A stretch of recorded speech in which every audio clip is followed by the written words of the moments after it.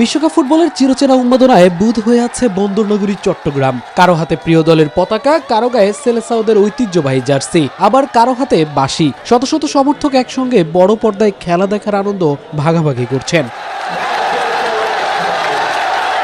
শুধু ব্রাজিল ভক্তরাই নন, সম্প্রীতির অনন্য নজির গড়ে আর্জেন্টিনা ও পর্তুগাল সমর্থকদেরও দেখা গেছে একসাথে খেলা উপভোগ করতে। তবে দলের বিশাল জয়ে সমর্থকরা আত্মহারা হলেও এই ম্যাচেও প্রিয় তারকা নেইমারকে মাঠে না দেখে কিছুটা হতাশ। এবং বাইরে গোল লাগাটা আমাদের শুধু আক্ষেপে বাড়িয়েছে, তবে এই জয়টা আমাদের জন্য খুবই গুরুত্বপূর্ণ। নেইমার থাকলে অনেক ভালো লাগতো, নেইমার থাকলে খুব মিস করছি নেইমারকে। ফুটবলের এই জোয়ার থেকে পিছিয়ে নেই দেশের সর্বোচ্চ শিক্ষাঙ্গন।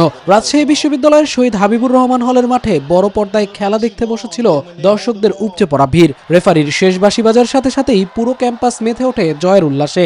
আজকের খেলা দেখে অন্য লেভেলের শান্তি পেয়েছি। অফসাইড গেছে মেলাগুলো, কিন্তু সেলিব্রেশন হয়েছে 100 সেলিব্রেশন। 94 সালে এবং লাস্ট 2002 সালে ফিফা ওয়ার্ল্ড কাপ জিতেছে। আর এবার আশা করছি আমরা মিশন হেক্সা পূরণ হবে আর আমাদের এখানে 6টা তারা বসবে। যুক্তরাষ্ট্রের 1 নম্বর জিম চেইন গোল্ড জিম এখন আবারও বাংলাদেশে।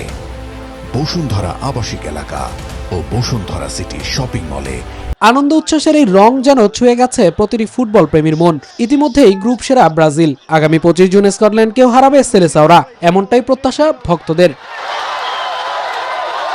মামুনুর রহমান, নিউজ 24।